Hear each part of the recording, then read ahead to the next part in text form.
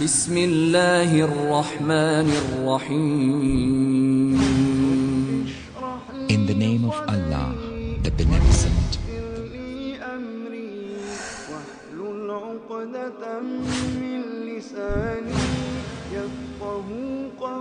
جلال کا شکر ہے کہ ایک لمبی مدت کے انقطاع کے بعد دوبارہ رب کی توفیق اور تیسیر سے ہم لوگ یہاں جمع ہوئے ہیں اللہ اور اس کے رسول صلی اللہ علیہ وسلم کی باتوں کو سننے اور سنانے کے لیے، دین کی تعلیم اللہ کے بندوں تک پہنچانے کے لیے۔ صلاۃ و سلام نازل ہو اس کے آخری نبی اور رسول جناب محمد رسول اللہ صلی اللہ علیہ وسلم پر بیش بہا بے شمار۔ اللہ تبارک و تعالیٰ نے یہ جو میں نے چھوٹی سی آیت کریمہ آپ کے سامنے حمد و صلات کے بعد پڑھی ہے، اللہ رب العالمین نے اپنے آخری نبی اور رسول رحمت للعالمین صلی اللہ علیہ وسلم کو ڈائریکٹ یہ حکم دیا وَاعْبُدْ رَبَّكَ حَتَّى يَأْتِيَكَ الْيَقِينُ۔ اے نبی، اے محمد صلی اللہ علیہ وسلم، اے اللہ کے کلام کے پہلے مخاطب، اپنے رب کی عبادت کرو اور کرتے رہو یہاں تک کہ یقینی بات آ پہنچے، یقین آ پہنچے، یعنی آپ کی موت آ جائے، آپ کی وفات ہو جائے۔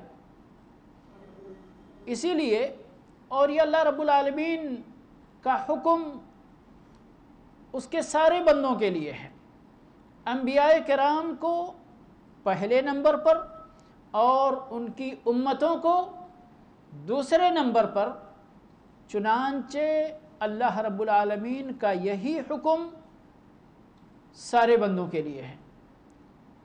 اسی لیے ایک دوسری آیت میں اللہ رب العالمین نے ارشاد فرمایا وَأَوْصَانِي بِالصَّلَاةِ وَالزَّكَاةِ مَا دُمْتُ حَيًّا، مجھے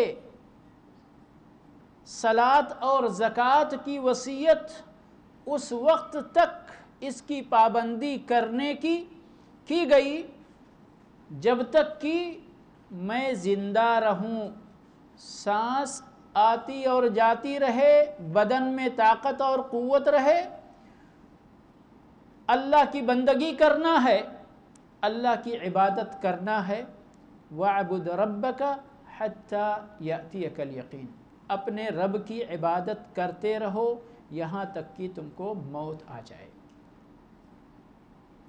ایک دوسری آیت میں اللہ رب العالمین نے وہ بھی رسول اکرم صلی اللہ علیہ وسلم کو ہی حکم دیتے ہوئے ارشاد فرمایا فَاسْتَقِمْ كَمَا أُمِرْتَ، اے میرے نبی، آپ کو جس طرح استقامت اختیار کرنے کا حکم دیا گیا ہے اسی طرح آپ استقامت اختیار کیجئے۔ اور استقامت کا مطلب دوسرے لفظوں میں یہی ہے کہ آپ اپنے رب کی بندگی کو لازم پکڑیے، اس پر قائم رہیے یہاں تک کہ آپ اس دنیا سے رخصت ہو جائیں۔ یہی استقامت ہے اور یہی اللہ رب العالمین کا حکم ہے۔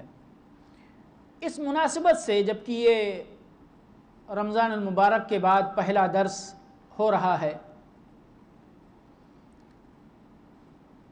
اللہ رب العالمین کا حکم ہے وَذَكِّرْ فَإِنَّ الذِّكْرَىٰ تَنفَعُ الْمُؤْمِنِينَ، یاد دلاؤ، یاد دہانی مومنوں کے لیے نفع بخش ہوتی ہے۔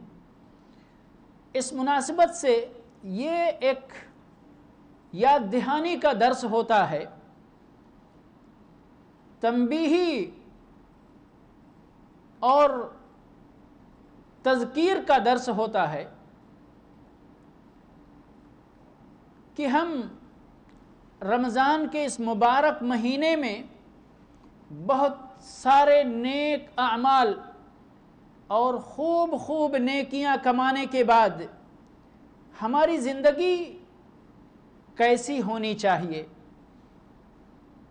کیا جیسا کہ بعض علماء نے کہا کہ آپ سب کو رمضان میں، رمضان سے پہلے یہ حدیث تو بیان کی جاتی ہے کہ جب رمضان آتا ہے تو جنت کے دروازے کھول دیے جاتے ہیں اور جہنم کے دروازے بند کر دیے جاتے ہیں، اور شیطانوں کو پابند سلاسل کر دیا جاتا ہے، یا بعض روایتوں کے مطابق جو بدمعاش قسم کے شیطان ہوتے ہیں ان کو جکڑ دیا جاتا ہے۔ تو کہتے ہیں کہ اب رمضان تو ختم ہو گیا تو شیطانوں کا زنجیر تو کاٹ دیا جاتا ہے۔ تو بعض علماء نے کہا کہ یہ کب کاٹا جاتا ہے، کب ان کو آزاد کیا جاتا ہے؟ عید کی نماز کے بعد، کیونکہ عید کی نماز کے بعد ہی سارے لوگوں میں اچانک ایسی تبدیلی آتی ہے کہ جیسے وہ ایک مہینے کا پیریڈ رمضان سے پہلے جیسے تھے ویسے ہی پھر رمضان کے بعد بہت سارے لوگ پلٹ آتے ہیں، الا من رحم اللہ، الا من رحم اللہ۔ تو کہتے ہیں جو شیطان جو ابھی تک ذرا مشکل میں تھا، اب اس کو آزادی ہوئی تو اس نے اپنا کام شروع کر دیا۔ تو بہرحال ایسا نہیں ہونا چاہیے، ہماری یہ حالت نہیں ہونی چاہیے۔ اور ہمارے درس کا جو عنوان ہے کہ رمضان کے بعد ہماری زندگی کیسی ہو، تو ہماری زندگی رمضان کے بعد اسی طرح ہونی چاہیے جس طرح رمضان میں تھی، اور اگر کچھ تبدیلی آنی بھی ہے تو یکلخت نہیں آئے بھائی، دھیرے دھیرے ٹریننگ کیا آپ نے نا رمضان میں، اب وہ ٹریننگ کا اثر تو بھرپور دکھنا چاہیے شوال میں، پھر دھیرے دھیرے دھیرے دھیرے دھیرے اگر جو بیٹری آپ کی ایمان کی چارج ہوئی تھی، اگر اس کا چارج ختم ہوتے ہوتے شعبان آ جائے تو دوبارہ پھر بیٹری چارج کرنے کے لیے رمضان آ ہی جائے گا انشاءاللہ۔ تو اس ایمان کی بیٹری کو چارج رکھنا ہی چاہیے، کوشش کرنی چاہیے۔ اور جیسا کہ بعض اسلاف کے سامنے جب ذکر کیا گیا کچھ ایسے لوگوں کا کہ جو رمضان میں تو بہت نیکیاں کمانے کی کوشش کر رہے تھے، لیکن رمضان کے بعد جیسے ہی شوال کا مہینہ آیا ان کی زندگی اکثر تبدیل ہو گئی۔ رمضان میں صرف ایک پہلو نہیں کہ لوگ نیکیاں کماتے ہیں، بلکہ نیکیاں کمانے کی کوشش بھی کرتے ہیں اور برائیوں سے اپنے آپ کو بچانے کی بھی کوشش کرتے ہیں، اور یہی دونوں تو اللہ کی بندگی ہے کہ اللہ کا حکم مان لیا جائے، جن کاموں کے کرنے کا اللہ رب العالمین نے حکم دیا ہے ان کاموں کو کیا جائے، اور جن کاموں سے روک دیا ہے اللہ رب العالمین نے ان کاموں سے رک جایا جائے۔ یہی بندگی ہے اللہ کی، اوامر کو ماننا اور نواہی پر عمل کرتے ہوئے ان سے باز رہنا۔ تو کیا کہا گیا کہ یہ تو بڑے ہی برے لوگ ہیں جو اپنے رب کو، اپنے اللہ کو صرف رمضان میں پہچانتے ہیں، باقی اس سے پہلے بھی بھول جاتے اور اس کے بعد بھی بھول جاتے۔ تو ایسا نہیں ہونا چاہیے۔ اللہ کے نبی صلی اللہ علیہ وسلم نے ایک حدیث کے اندر ارشاد فرمایا احب الاعمال الی اللہ ادومها وان قل۔ اللہ کے نزدیک نیک اعمال میں سب سے محبوب تر عمل وہ ہے جو برابر کیا جائے، جس پر ہمیشگی برتی جائے، چاہے تھوڑا ہی کیوں نہ ہو، چاہے تھوڑا ہی کیوں نہ ہو۔ اب مثال کے طور پر یہ تھوڑے عمل صالح کی دیکھیں، فرائض میں کوئی گنجائش نہیں ہے، فرائض میں تھوڑے اور کم کی کوئی گنجائش نہیں ہے۔ فرائض میں اگر کوئی بندہ کوتاہی کرتا ہے تو جس فریضے کے اندر کوتاہی کرتا ہے اس کے اعتبار سے اس کے اوپر حکم لاگو ہوتا ہے. اسی طرح محرمات کے اندر بھی کوئی گنجائش نہیں ہے. حرام کام کا ارتکاب رمضان میں بھی حرام ہے، رمضان کے بعد بھی حرام ہے، اس سے ہمیشہ بندے کو بچنا ہے. ہاں اس کے بعد جو ہم نیکیوں سے اپنے نامہ اعمال کو وزنی بنانے کے لیے بڑھ چڑھ کر خیر کا کام، اعمال تطوع، نفل، سنتیں، صدقات، خیرات نفلی، جو اور بہت سارے دیگر کام جو کرنے لگتے ہیں، اور اسی طرح سے چھوٹے چھوٹے گناہوں سے بھی جو ہم رمضان میں بچنا شروع کر دیتے ہیں، بچنے کی کوشش کرتے ہیں کہ تاکہ ہماری نیکی کم نہ ہو، ہمارے اس روزے کا ثواب کم نہ ہو. سمجھ گئے؟ تو بات یہ اوپر والے کی، فرائض کے اوپر والے کی جاتی ہے، ورنہ فرائض کے اندر کوتاہی کی گنجائش نہ رمضان میں ہے اور نہ ہی رمضان کے بعد ہے. لیکن بڑے افسوس کے ساتھ میں یعنی کل اور پرسوں کی بات ہے، فجر کی نماز میں ہماری مسجد میں، جبکہ الحمدللہ ہماری مسجد میں ہم جو دمام کے ناصریہ علاقے میں رہتے ہیں، الحمدللہ نمازیوں کی تعداد اچھی خاصی ہوتی ہے عام طور پر، لیکن ہم نے غور کیا فجر کی نماز میں دوسرے صف میں بھی شاید کنارے سے کچھ جگہ باقی رہ گئی تھی، جبکہ رمضان میں وہی فجر کی نماز کم سے کم 6-7 صف ہوا کرتی تھی. بھئی محلہ وہی ہے، دن اور رات وہی ہے، کہاں چلے گئے یہ باقی 5 صف یا 4 صف لوگ کہاں چلے گئے؟ فجر کی نماز کی بات کر رہا ہوں. وہ تراویح کی بات چھوڑیے، تراویح کی بات بھی ابھی کرتے ہیں انشاءاللہ. یہ فجر کے فرض نماز کی بات ہو رہی ہے. کم از کم اتنا تو سمجھ سکتے ہیں کہ بھائی ان لوگوں نے، ہم کہتے ہیں چلو اپنے گھر میں ہی پڑھ لیا، لیکن جماعت تو چھوڑ ہی دیا نا. اور جماعت کا چھوڑنا بھی ایک بہت بڑا گناہ ہے. بس علماء نے صرف اتنی بات لکھی ہے نماز باجماعت کے سلسلے میں کہ نماز کے درست ہونے کے لیے جماعت شرط نہیں ہے، بس اتنی سی بات ہے، ورنہ جماعت بھی فرض ہے. فریضہ نمازوں کے لیے جماعت بھی فرض ہے. ترک جماعت بہت بڑا گناہ ہے. تو کم از کم اگر ہم حسن ظن کریں ان کے ساتھ کہ بھئی جماعت میں نہیں آئے، اپنے گھروں میں سب نے پڑھ لیا ہوگا، تو ایک بڑا گناہ تو ارتکاب ہو ہی گیا نا. اور تراویح کا جو معاملہ ہے، تراویح کا معاملہ تو اول رمضان اور آخر رمضان میں فرق آ جاتا ہے. رمضان ختم ہونے سے پہلے ہی ہماری ہمت اور ہمارا جوش اور ہمارا جذبہ سرد پڑنے لگتا ہے الا من رحم اللہ. جبکہ ہمارے رسول صلی اللہ علیہ وسلم کا طریقہ کیا تھا رمضان کے آخری عشرے کے بارے میں؟ آپ جد و جہد تو پہلے عشرے میں بھی کرتے تھے، دوسروں میں بھی کرتے تھے، لیکن تیسرے میں خصوصی جد و جہد کرنے کی وجہ سے عائشہ رضی اللہ تعالیٰ عنہا نے حدیث بیان فرمائی کہ اذا دخل العشر، مراد یہ ہے کہ جب عشر اخیر داخل ہوتا تو شد مئزرہ، آپ اپنی کمر کس لیتے، وَأَحْيَا لَيْلَةَ، اپنی راتوں کو بیدار کرتے، وَأَيْقَظَ أَهْلَهَ، اور اپنے اہل و عیال کو بھی سونے نہیں دیتے.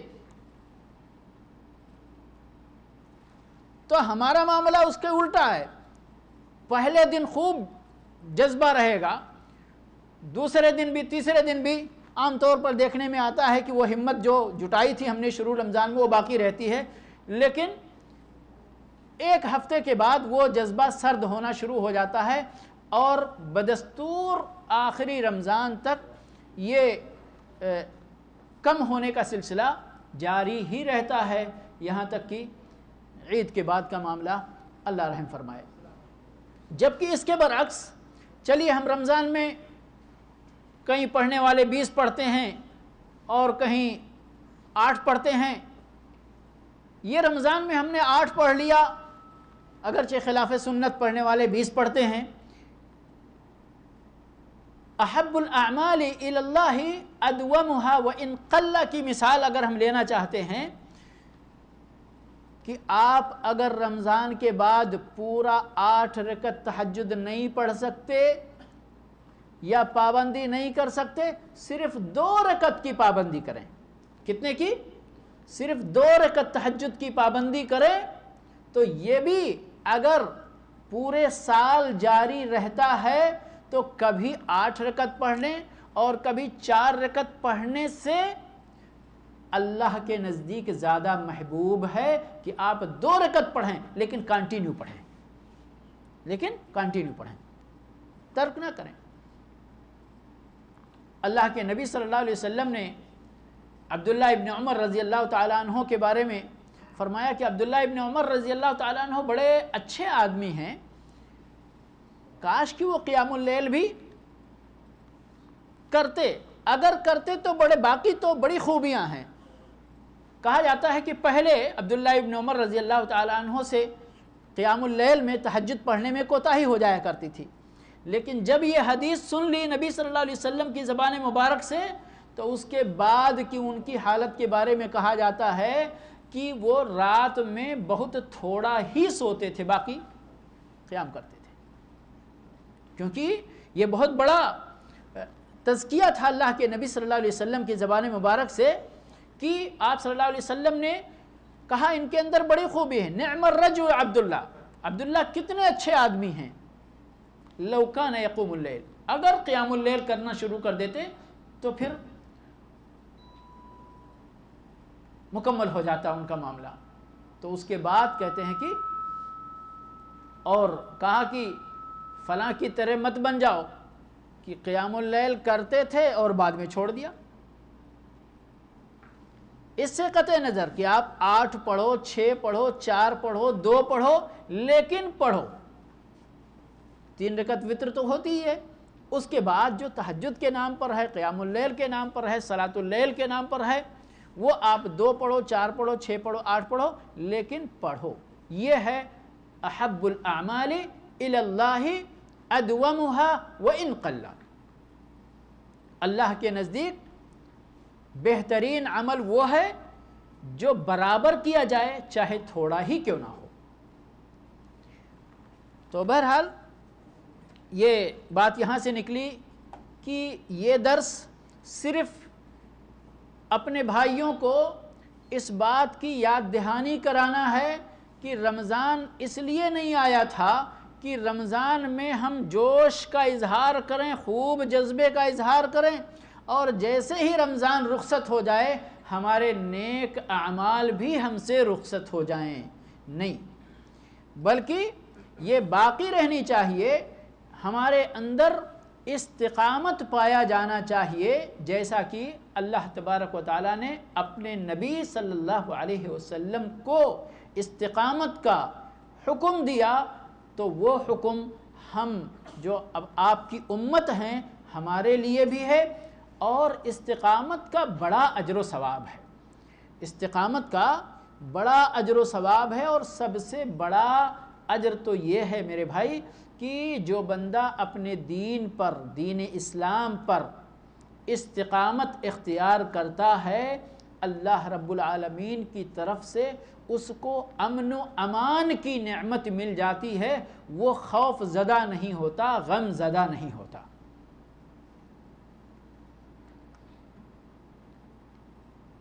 اللہ رب العالمین نے استقامت والوں کے لیے بڑے انعام کا اعلان کیا ہے، بڑے انعام کا اعلان کیا، فرمایا ان الذین قالوا ربنا اللہ ثم استقاموا، ان الذین قالوا ربنا اللہ ثم استقاموا، بے شک وہ لوگ جنہوں نے ایمان کا اظہار کیا، اپنے رب پر ایمان لائے، ثم استقاموا، ربنا اللہ کا مطلب میرا رب اللہ ہے، یعنی اللہ پر ایمان، اللہ کے دین پر ایمان رکھتے ہوئے، ثم استقاموا، پھر اس پر قائم رہے، استقامت اختیار کیا، مداومت برتی، ایسا نہیں کہ ڈھلم الیقین، کبھی ایسا کبھی ویسا، کبھی ایمان ہے کبھی نفاق ہے، کبھی فرائض کی پابندی ہے کبھی فرائض بھی ترک کیا، نہیں، استقامت اختیار کیا تو کیا انعام کیا ہے اللہ رب العالمین کی طرف سے؟ تتنزل علیہم الملائکہ، ان کے اوپر فرشتے نازل ہوتے ہیں، فرشتے نازل ہوتے ہیں۔ اور مفسرین کرام نے کہا یہ موت کے وقت کی بات ہے۔ اللہ رب العالمین موت کے وقت سب کو بڑا غم ہوتا ہے، اور دو معاملہ ہوتا ہے، ایک تو دنیا سے جا رہے ہوتے ہیں، دنیا چھوڑنے کا غم، ایک آخرت کی طرف جا رہے ہوتے ہیں، آخرت کی فکر کی ہمارے ساتھ کیا ہونے والا ہے۔ تو ایسے موقع پر اگر اللہ رب العالمین کی طرف سے اس طرح کی خوشخبری آ جائے تو پھر اس بندے کے کیا نصیب ہے۔ اللہ ہم سب کو اس میں سے بنائے۔ تتنزل علیہم الملائکہ، ان کے اوپر فرشتے نازل ہوتے ہیں اور خوشخبری دیتے ہیں، اللہ تخافوا ولا تحزنوا وابشروا بالجنة التي کنتم توعدون نحن اولیاؤکم فی الحیاة الدنیا وفی الآخرہ لا تخافوا، ڈرو نہیں، ولا تحزنوا، غم نہیں کرو، نہ دنیا چھوڑنے پر غم کرو اور نہ آگے کے لیے فکر مند رہو۔ وَأَبْشِرُوا بِالْجَنَّةِ، اور اس جنت کا وعدہ تم سے کیا جا رہا تھا اس جنت کے ملنے کی خوشخبری قبول کرو۔ نحن اولیاؤکم فی الحیات الدنیا وفی الآخرہ، ڈرو نہیں، دنیا میں بھی، دنیا کی زندگی میں بھی ہم تمہارے ولی تھے، سرپرست تھے، دوست تھے، آخرت میں بھی ہم تمہارے ولی ہیں۔ یہ اللہ رب العالمین کی طرف سے کتنی بڑی خوشخبری ہے، آپ اس کا تصور کر سکتے ہیں میرے بھائی، خاص طور پر اس نازک وقت میں جس وقت بندہ اس دنیا کو چھوڑ رہا ہوتا ہے۔ اللہ رب العالمین ہم سب کو استقامت عطا فرمائے اور یہ خوشخبری ہم سب کے لیے بنائے۔ اور کیا ہے؟ یہ تو غم اور فکر کی بات ہو گئی، مہمان نوازی کی بات بھی اسی وقت سنا دی جاتی ہے۔ فرمایا وَلَكُمْ فِيهَا مَا تَشْتَهِي أَنفُسُكُمْ وَلَكُمْ فِيهَا مَا تَدَّعُونَ، جہاں جا رہے ہو، جس جنت میں تمہیں داخلہ ملنے والا ہے، اس جنت میں تمہاری ہر خواہش پوری ہونے والی ہے، ہر تمنا پوری ہونے والی ہے، جو کچھ بھی مانگو گے ملے گا، جو کچھ بھی مانگو گے ملے گا۔ نزلا من غفور الرحیم، اللہ جو غفور ہے، جو رحم کرنے والا ہے، اس کی طرف سے تمہارے لیے یہ مہمان نوازی ہوگی۔ مہمان نوازی کے طور پر یہ کتنی بڑی خوشخبری ہے، کتنا بڑا انعام ہے اللہ کی طرف سے، لیکن کس کے لیے؟ جو اپنے دین پر استقامت اختیار کرتے ہیں۔ اسی طرح ایک دوسری آیت کے اندر اللہ رب العالمین نے اسی طرح کی بات فرمائی، فرمایا ان الذین قالوا ربنا اللہ ثم استقاموا فلا خوف علیہم ولا هم يحزنون۔ یہ خبر ہے، یہاں پر فرمایا نا کہ اللہ رب العالمین فرشتوں کو بھیج کر یہ خوشخبری دلائے گا۔ اس آیت کے اندر اللہ رب العالمین اس واقعے کی خبر دے رہا ہے کہ ایسا ان لوگوں کے ساتھ، استقامت اختیار کرنے والوں کے ساتھ ایسا ہونا ہے کہ فلا خوف علیہم، ان کے اوپر کوئی خوف نہیں ہوگا اور وہ کسی غم کے اندر مبتلا نہیں ہوں گے۔ اس سے بڑا انعام ایک مومن آدمی کو کیا چاہیے؟ تو یہ انعام ہے استقامت کا، یہ انعام ہے اللہ کے دین پر صحیح ڈھنگ سے قائم رہنے کا۔ تو اس لیے میرے سب بھائیوں کو یہ ایک تذکیر کا معاملہ کہ رمضان تو چلا گیا بھائی، رمضان چلا گیا اپنی تمام برکتوں کے ساتھ، رحمتوں کے ساتھ، شیطان بھی جو جکڑ دیے گئے تھے وہ بھی اب آزاد ہو گئے۔ لیکن کیا فرض روزے کا سلسلہ؟ ہاں ختم ہو گیا، جس کی قضا ہو وہ ایک الگ میٹر ہے، لیکن فرض روزے کا جو ہمارے دین کا ایک رکن تھا وہ سلسلہ ختم ہو گیا۔ لیکن روزے کا سلسلہ ختم نہیں ہوا ہے، روزے کا سلسلہ ختم نہیں ہوا، بلکہ یہیں سے شوال ہی سے شروع ہو جاتا ہے روزے کا سلسلہ۔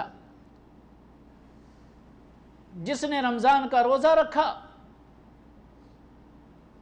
اور پھر ثم اتبعہ ست من شوال کان کصیام الدہر، جس نے رمضان کا روزہ رکھا اور پھر شوال کے 6 روزے رکھ لیے تو گویا کہ اس نے ہمیشہ ہمیشہ کے لیے روزہ رکھا۔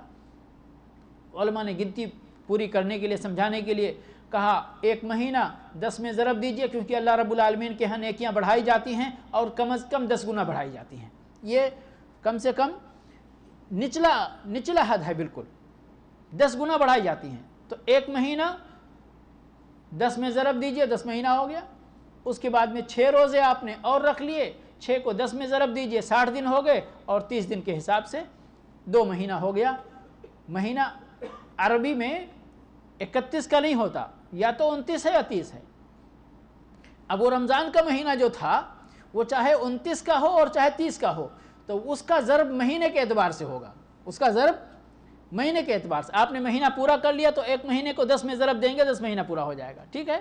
اب 29 کا ہوا تو کوئی یہ نہ کہے کہ یہ تو 290 دن ہی ہوا بھائی، نہیں، 1 مہینہ پورا ہے وہ۔ ہاں، ادھر 6 کو آپ 10 میں ضرب دیں تو 60 ہو گیا۔ اب مہینہ یہاں 30 کے حساب سے آپ نے پورا کر لیا اور آپ کا پورا سال ہو گیا۔ کسی بندے نے اگر پوری زندگی اسی طرح رمضان اور 6 شوال، رمضان اور 6 شوال رکھ لیا تو پوری زندگی روزہ رکھنے کا اس کو اجر و ثواب ملتا رہا۔ اسی طرح ہر ہفتے کے سوموار اور جمعرات کا اللہ کے نبی صلی اللہ علیہ وسلم فرمایا کہ سوموار کو بھی اور جمعرات کو بھی بندوں کے اعمال اللہ رب العالمین کے پاس پیش کیے جاتے ہیں۔ میں اس بات کو پسند کرتا ہوں کہ جب میرے اعمال پیش کیے جائیں تو میں روزے سے رہوں۔ اور بھی ریزن دوسری حدیث میں بیان کیا گیا، لیکن ایک ریزن یہ بھی ہے۔ اسی طرح سے اللہ کے نبی صلی اللہ علیہ وسلم نے ایام بیض کے روزے رکھنے کی وصیت فرمائی ہے۔ ایام بیض ہر چاند کی تاریخ کو 13، 14، 15 تاریخ کو یہ ایام بیض ہیں۔ اسی طرح سے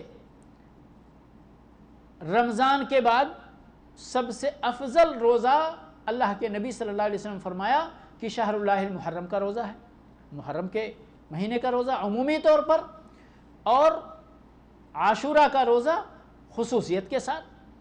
اسی طرح یوم عرفہ کا روزہ ہے جس سے 2 سال کے 1 سال اگلا اور 1 سال پچھلا گناہ معاف ہوتا ہے، اور عاشورہ کا 1 سال ماضی کا گناہ۔ تو یہ روزے کی بات ہو گئی۔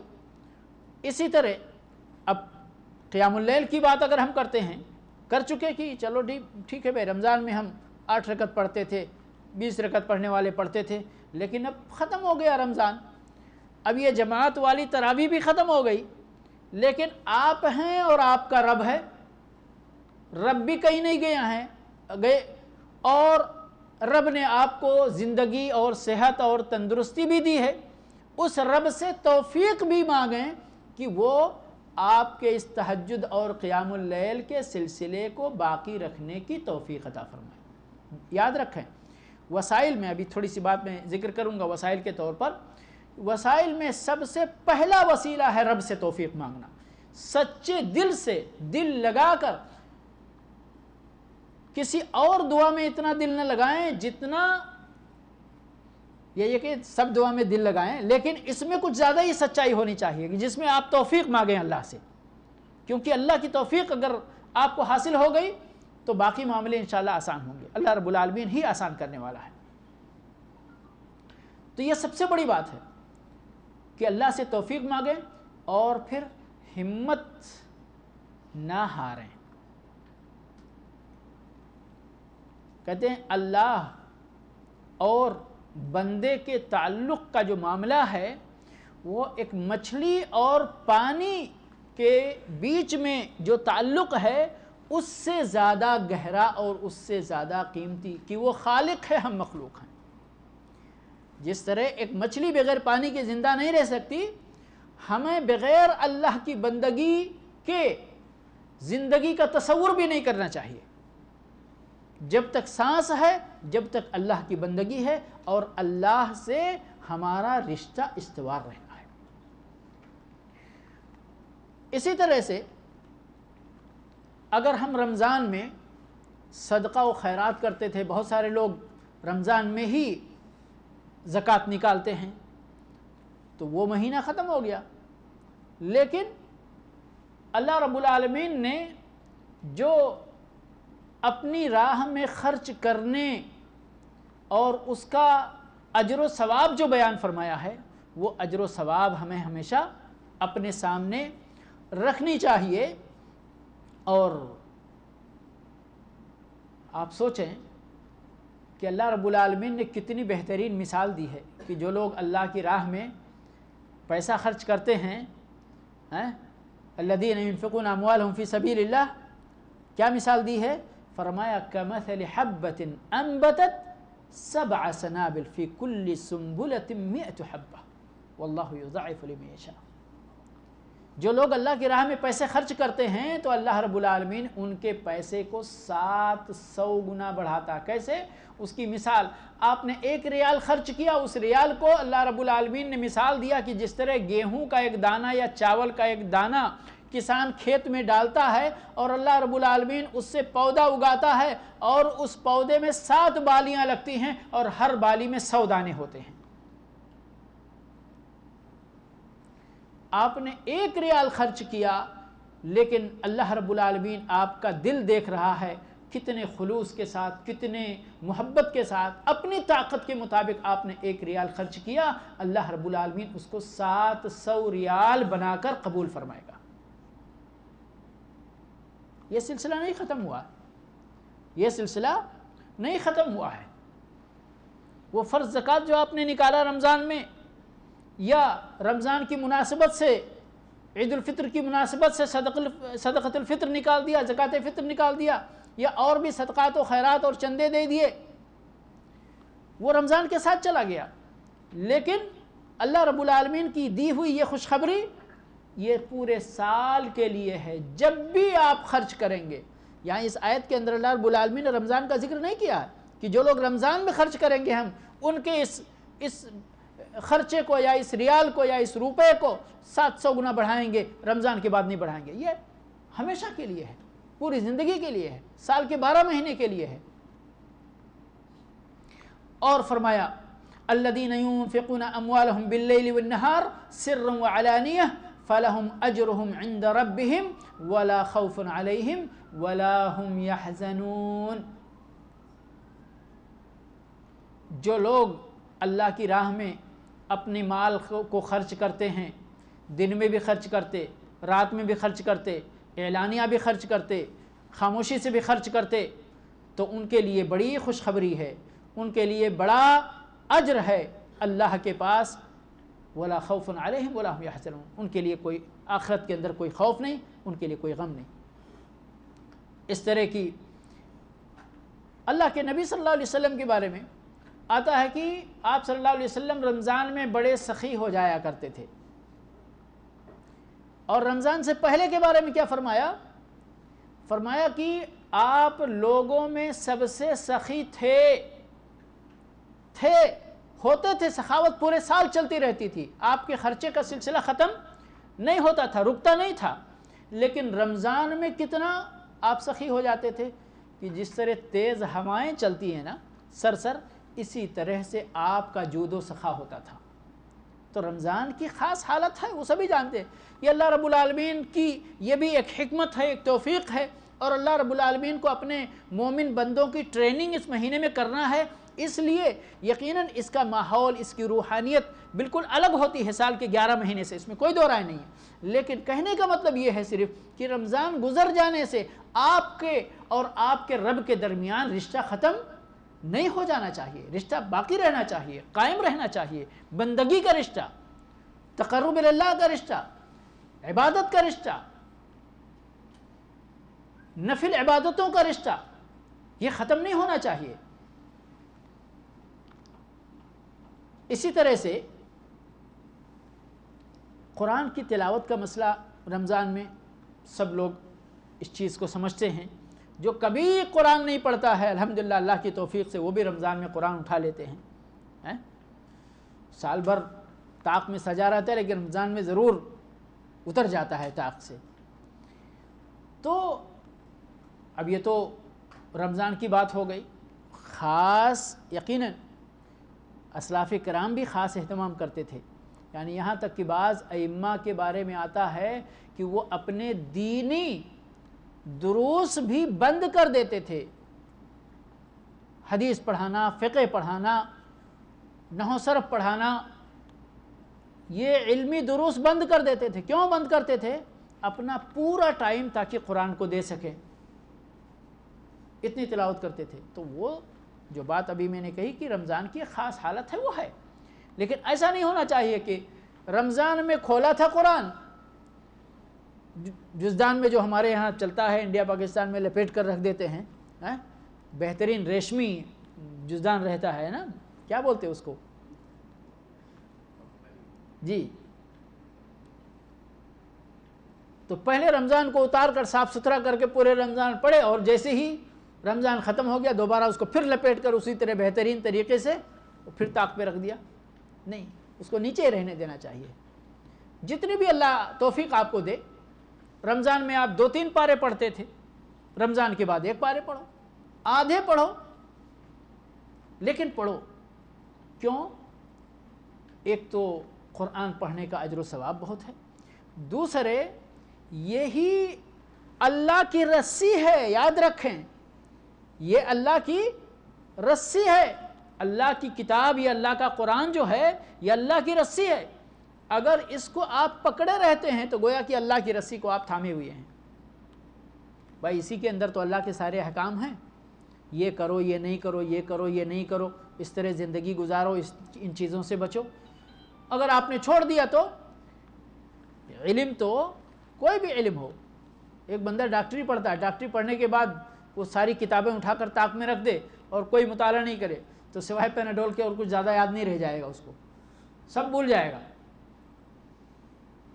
یہ علم کا، یہ اللہ رب العالمین نے انسان کو اسی طرح بنایا ہے. اللہ کے نبی صلی اللہ علیہ وسلم نے فرمایا کہ تعاہد القرآن، قرآن کے ساتھ جڑے رہو، لگے رہو، پڑھتے رہو، مراجعہ کرتے رہو، حفظ کرتے رہو، دہراتے رہو. کیوں؟ اس لیے کہ آپ صلی اللہ علیہ وسلم نے فرمایا کہ یہ قرآن جو ہے نا، یہ ایک اونٹ جو بندھا ہوا اونٹ ہوتا ہے، اگر کبھی رسی کھل جائے، اور یہ صرف اونٹ کا معاملہ نہیں ہے بلکہ میں سمجھتا ہوں ہر جانور کا معاملہ اسی طرح ہے کہ جو جانور بندھا ہوا رہتا ہے رسی میں، اگر اس کی رسی کھل جائے تو کیا ہوتا ہے پتہ نہیں، گاؤں کے لوگ ہوں گے تو جانتے ہوں گے، چوکڑیاں بھرتا ہے، اتنے تیز بھاگتا ہے کیونکہ بندھا ہوا تھا، ابھی اس کو آزادی مل گئی. تو چونکہ نبی صلی اللہ علیہ وسلم یہاں عرب میں اونٹ سب سے مشہور جانور ہے، سمجھ گئے، کہتے ہیں کہ اونٹ، بندھا ہوا اونٹ اگر چھوٹ جائے تو جتنی تیزی سے بھاگتا ہے قرآن اس سے بھی زیادہ تیزی سے ہمارے دل اور دماغ سے نکلنے والی کتاب ہے. تو اس کی حفاظت کے لیے آپ کو اس سے جڑے رہنا ہے، اس سے لگے رہنا ہے، اس کو اپنے سینے سے لگا کے رکھنا ہے. ہاں رمضان آیا، آپ نے اہتمام بڑھا دیا، رمضان چلا گیا، آپ نے کورس کم کر لیا تھوڑا، لیکن اس کو بالکل لیا آپ نے ختم نہیں کیا. اور اسی طرح سے بہت ساری باتیں. یہاں ایک چیز ایک تنبیہ کے طور پر وہ بھی کہ یقیناً یہ حدیث ہے، اللہ کے نبی صلی اللہ علیہ وسلم نے حدیث ارشاد فرمائی ہے، الصلوات الخمس والجمعۃ الی الجمعۃ ورمضان الی رمضان مکفرات لما بینہن. یہ نمازیں جو ہم پڑھتے ہیں، ایک نماز کے بعد دوسری نماز، دوسری نماز کے بعد تیسری، 5 وقتہ، اور اسی طرح سے جمعہ سے جمعہ ہم پڑھتے ہیں، رمضان سے رمضان آتا ہے، روزے رکھتے ہیں. تو یہ کہتے ہیں مکفرات لما بینہن، یہ درمیانی وقفے میں ہم جتنے بھی گناہ کرتے ہیں نا، یہ ان کے لیے کفارہ بنتے ہیں، یہ ان کے لیے کفارہ بنتے ہیں. لیکن ایک بہت اہم مسئلہ یہاں پر ہے کہ کیا ان عبادتوں کے ذریعے گناہ کبیرہ بھی معاف ہو جاتا ہے یا معاف نہیں ہوتا؟ دوسرے نمبر پر یہ جو فضیلت ہے کفارہ بننے کی، کفارہ بننے کا جو اجر و ثواب ہے، یہ ہم ادھر برائیاں کرتے جائیں، گناہ کبیرہ کا ارتکاب کرتے جائیں اور یہ کام بھی کرتے جائیں تو سب معاف ہوتا رہے گا؟ نہیں. صحیح مسلم کی روایت ہے اذا اجتنبت الکبائر، یہ اجر و ثواب ہم کو کب ملے گا؟ جب بڑے بڑے گناہوں سے بچا جائے گا، بڑے بڑے گناہوں سے بچا جائے گا۔ تو مطلب کیا ہوا کہ ان تمام اہم عبادتوں کے ذریعے ہمارے گناہ صغائر معاف ہوتے ہیں، گناہ کبائر نہیں، گناہ کبائر نہیں۔ گناہ کبائر کے لیے توبہ شرط ہے، اور اگر بغیر توبے کے بندہ اپنے رب سے جا ملا تو اللہ کی مشیت میں داخل ہے، اللہ کی مشیت میں داخل ہے۔ تو یہ ایک اہم چیز بندے کے ذہن میں رہنا چاہیے۔ ایسا نہیں کہ ہم نے رمضان میں روزہ رکھ لیا، نماز پڑھ لیا، صدقہ خیرات کر دیا، اب سال بھر پورے آزاد ہیں، جو چاہو سو کرو، اب اگلا رمضان آئے گا تو پھر دیکھا جائے گا۔ نہیں، برائیوں سے، گناہ کبیرہ سے آپ کو سال بھر پرہیز کرنا ہے، اس کے قریب نہیں جانا ہے، اس سے بچنا ہے۔ انسان ہونے کے ناطے کسی سے بھی اگر گناہ کبیرہ سرزد ہو جائے تو فوری طور پر توبہ کرنا ہے، فوری طور پر توبہ کرنا ہے، توبہ کو ٹالنا نہیں ہے، توبہ کو ٹالنا نہیں ہے۔ حتیٰ کہ اتنا بھی مت ٹالو، شام کو برائی ہوئی ہے صبح تک مت ٹالو، کسی کو گارنٹی نہیں ہے کہ جو شام کو ہے وہ صبح رہے گا یا نہیں ہے۔ صبح اگر آپ سے برائی ہو گئی ہے تو شام تک مت ٹالو، کسی کے پاس اس بات کی گارنٹی نہیں ہے کہ شام تک وہ رہے گا توبہ کرنے کے لیے۔ تو اس لیے فوری طور پر توبہ کرنا یہ ایک مسلمان آدمی کا شیوا ہونا چاہیے۔ اور یاد رکھیں یہ رمضان کا جو ہمارا نیک عمل ہے نا، یہ نیک عمل بھی اللہ رب العالمین کس کے قبول کرتا ہے؟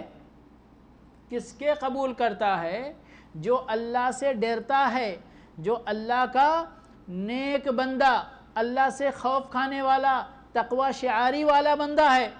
کیونکہ اللہ رب العالمین نے آیت قرآن کریم کے اندر اتار دی ہے، انما یتقبل اللہ من المتقین، اللہ قبول فرماتا ہے کس سے؟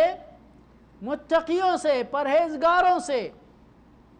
اب کوئی یہ نہ کہے کہ بھائی میں تو برائی کرتا ہوں اور ہو جاتی ہے برائی انسان ہونے کے ناطے تو میں متقی کے زمرے سے خارج ہو گیا۔ نہیں، یاد رکھیں کوئی بھی انسان جس سے برائی کا ارتکاب ہوتا ہے، برائیاں سرزد ہوتی ہیں، اگر وہ فوری طور پر توبہ کرتا رہتا ہے تو وہ متقین کے دائرے سے باہر نہیں جائے گا انشاءاللہ۔ کیوں؟ تقوی ہی کی یہ علامت ہے کہ اگر گناہ ہو جائے تو فوراً توبہ کرو۔ جو توبہ نہیں کرتا، گناہوں کے راستے پر چلتا ہی رہتا ہے، ایک کیا پھر دوسرا کیا پھر تیسرا کیا اور پیچھے مڑ کر نہیں دیکھا، نہیں، کیونکہ اللہ کے نبی صلی اللہ علیہ وسلم نے توبہ کی فضیلت کے اندر کتنی احادیث بیان فرمائی ہیں، اللہ رب العالمین نے کتنی آیتیں توبہ کے بارے میں نازل فرمائی ہیں۔ اللہ کے نبی صلی اللہ علیہ وسلم نے ایک حدیث کے اندر ارشاد فرمایا کہ کل بنی آدم خطا، جتنے بھی آدمی ہیں سب خطا کار ہیں، کریں گے غلطی، گناہ ہوگا ہی ہوگا، لیکن وہ خیر الخطائین التوابون، زیادہ گناہ کرنے والے لوگوں میں سب سے بھلے لوگ وہ ہیں جو کثرت سے توبہ کرتے ہیں۔ دیکھیے خطا کا صیغہ بھی مبالغے کا صیغہ ہے، سمجھ گئے؟ اور مبالغے کا مطلب جو کثرت سے غلطیاں کرتے ہیں، اور تواب کا صیغہ بھی مبالغے کا صیغہ ہے، یعنی ادھر غلطی کثرت سے کرتے ہیں مگر اس کو بھولتے نہیں، نظر انداز نہیں کرتے، ادھر توبہ کثرت سے کرتے ہیں۔ تو غلطی بھی ہونا یہ انسان کی طبیعت کا تقاضا ہے، مشکل نہیں ہے، لیکن اس غلطی پر قائم نہیں رہنا، فوراً توبہ کرنا، اللہ سے رجوع کرنا، رونا گڑ گڑانا، اپنی غلطی۔ آپ بھی متقی ہیں اور آپ کی بھی نیک کام، نیکیاں آپ کی اللہ رب العالمین قبول فرمائے گا انشاءاللہ۔ تو یہ چند باتیں بطور تذکیر کی ایسا نہیں ہونا چاہیے۔ اچھا ٹھیک ہے، اب رمضان کے بعد یقیناً شیطان تو کھول دیا گیا ہے، اب ہم سے لڑائی تو کرنی ہی پڑے گی۔ تو کیسے لڑائی کر سکتے ہیں ہم؟ کیسے لڑائی کر سکتے، اور لڑائی کرنے میں جیت کیسے سکتے ہیں؟ بھائی لڑائی تو سب کی ہوتی ہے، کشمکش، کیونکہ ہر انسان کے اندر اللہ رب العالمین نے نفس امارہ بھی رکھا ہے اور نفس لوامہ بھی رکھا ہے اور نفس مطمئنہ بھی رکھا ہے۔ اس کی تفصیل کبھی انشاءاللہ موقع ملے گا۔ تو نفس لوامہ جو ہے نا، یہ انسان کبھی بھی کوئی بھی برائی کرتا ہے نا تو اس کے اندر سے آواز آتی ہے، یار تم نے کام اچھا نہیں کیا ہے، کام تم نے اچھا نہیں کیا۔ اس لیے ایک جگہ ایک حدیث کے اندر اللہ کے نبی صلی اللہ علیہ وسلم نے گناہ کی تعریف کی، کہا جو تمہارے سینے میں کھٹک جائے وہی گناہ ہے۔ جو تمہارے سینے میں کھٹک جائے اور تم کو یہ بات ناپسند ہو کہ لوگ اس چیز کو جانیں، یعنی تم اس کو لوگوں سے چھپانا چاہو، تو یاد رکھو یہی گناہ ہے۔ اس کا مطلب ہر دل کے اندر ملامت کرنے کا وہ ہے۔ حتیٰ کہ جو کافر بھی ہیں ان کو بھی کبھی نہ کبھی دن ملامت کرتا ہے، لیکن ارے میرے باپ تو ایسا کرتے تھے، میں ایسا کروں گا تو دنیا کیا کہے گی، میرے باپ ایسے کرتے تھے، میرے پورے خاندان والے ایسے ہیں۔ ابراہیم علیہ السلام نے جب بتوں کو توڑ دیا اور کہا کہ ارے تم ایسے پتھروں کی عبادت کرتے ہو جو اپنی حفاظت بھی نہیں کر سکتے، جو نہ سن سکتے ہیں، نہ بول سکتے ہیں، نہ اپنی مدد کی گہار لگا سکتے ہیں، تو کیا ہوا؟ غور کرنے لگے، واقعی ہم لوگ تو غلطی پر ہیں۔ ثم نکسوا علی رؤوسہم، ایک لمحے کے لیے وہ لوگ غور کرنے لگے، واقعی یہ تو پتھر، ان کی حقیقت یہی ہے۔ لیکن پھر وہی بات، نہیں تم تو جانتے ہو کہ یہ سب بولتے نہیں ہیں، بس اسی طرح ہمارے باپ دادا سے چلا آ رہا ہے تو ہم بھی چلا رہے ہیں۔ تو بہرحال سب سے پہلی چیز اللہ سے دعا، سب سے پہلی چیز اللہ سے دعا، اور دل سے دعا کرنا، اللہ سے مدد مانگنا، اور ربنا لا تزغ قلوبنا بعد اذ ہدیتنا وہب لنا من لدنک رحمہ انک انت الوہاب۔ یہ دعا کثرت سے پڑھنا، اور اہدنا الصراط المستقیم کے اندر صراط مستقیم کی جو دعا ہم مانگتے ہیں، دل سے اللہ رب العالمین سے یہ دعا مانگنا کہ اللہ رب العالمین، اے اللہ، اے پروردگار، تو اپنے سیدھے راستے کی ہم کو توفیق عطا فرما۔ سب سے پہلی چیز ہے۔ دوسری چیز، نیک لوگوں کی صحبت، یہ بہت اہم کردار ادا کرتا ہے استقامت کے اندر۔ تو نیک لوگوں کی صحبت اختیار کرنا، اور یہ سب یعنی ایک ایک ٹکڑا، ایک ایک پوائنٹ جو میں آپ کو دے رہا ہوں اس پر باقاعدہ ایک درس دینے کی ضرورت ہے، لیکن وہ درس ابھی نہ ٹائم ہے اور نہ ہم دے سکتے ہیں ابھی، لیکن سمجھ لینا، صحبت صالح ترا صالح کند، صحبت طالح ترا طالح کند۔ اسی طرح سے صحابہ کرام سے لے کر، یا یہ کہیے انبیاء کرام سے لے کر، رسول اعظام سے لے کر، صحابہ کرام سے لے کر علماء اور اسلاف کی سیرت اور ان کی نیکیوں کے بارے میں پڑھتے رہنا، تاکہ پڑھ کر ہمارے اندر بھی جذبہ پیدا ہو۔ اسی طرح سے اس طرح کے پروگرام جس میں تذکیر اور وعظ و نصیحت کا سلسلہ جاری رہتا ہے، اس سے کبھی منقطع نہیں ہونا، بلکہ اس میں بڑھ چڑھ کر حصہ لینا۔ اور میرے بھائی، فرائض کا کبھی، کیونکہ علماء نے لکھا ہے کہ یہ دل جو ہے نا، یہ اللہ رب العالمین کی حکمت ہے، کبھی اس دل کے اندر ایمان بڑھ جاتا ہے، کبھی ایمان گھٹ جاتا ہے، سمجھ گئے؟ اور ایمان کی یہ خوبی ہے، الایمان یزید و ینقص۔ لیکن جب آپ کے اوپر ایمان کم ہونے کی حالت طاری ہو تو اپنی اتنی حفاظت اپنے ایمان کی کرنا کہ فرائض کے اندر کوتاہی نہ ہونے پائے، گناہوں کا، محرمات کا ارتکاب، خاص طور پر کبیرہ گناہوں کا ارتکاب نہ ہونے پائے، اور اگر ہو جائے تو فوری طور پر توبہ کرنا۔ اگر کسی فریضے میں کوتاہی ہوئی ہے تو توبہ کر کے اس کو شروع کرنا، اگر کسی گناہ کے ارتکاب کرنے کی کوتاہی ہوئی ہے تو توبہ کر کے فوراً اس سے واپس آ جانا اور اللہ کی طرف رجوع کرنا.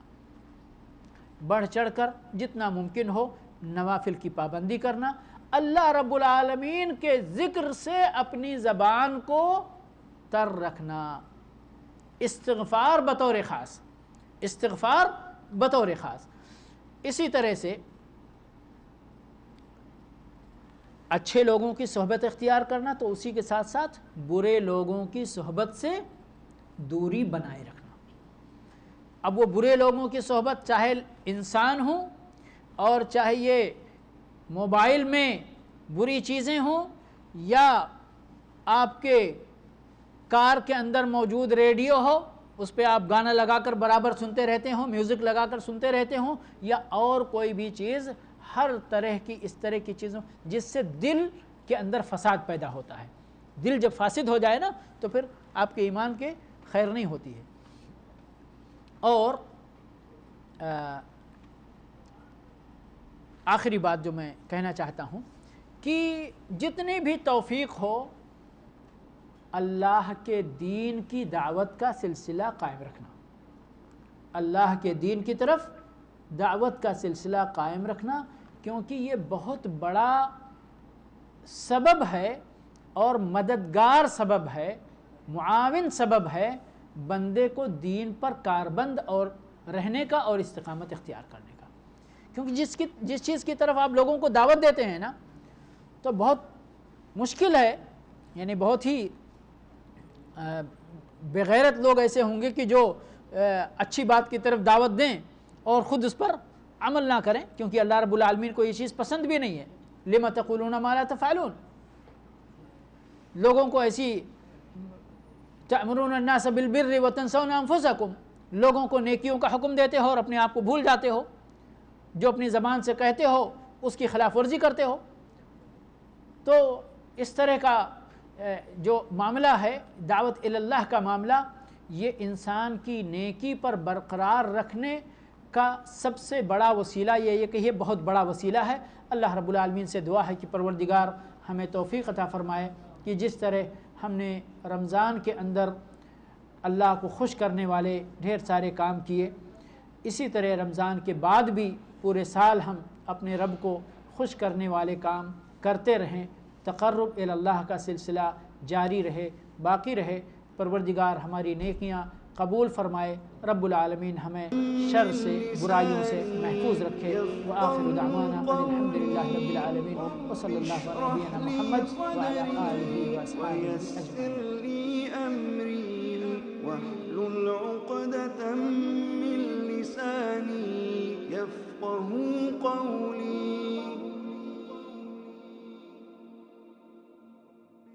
رب اشرح لي صدري ويسر لي أمري واحلل عقدة من لساني يفقهوا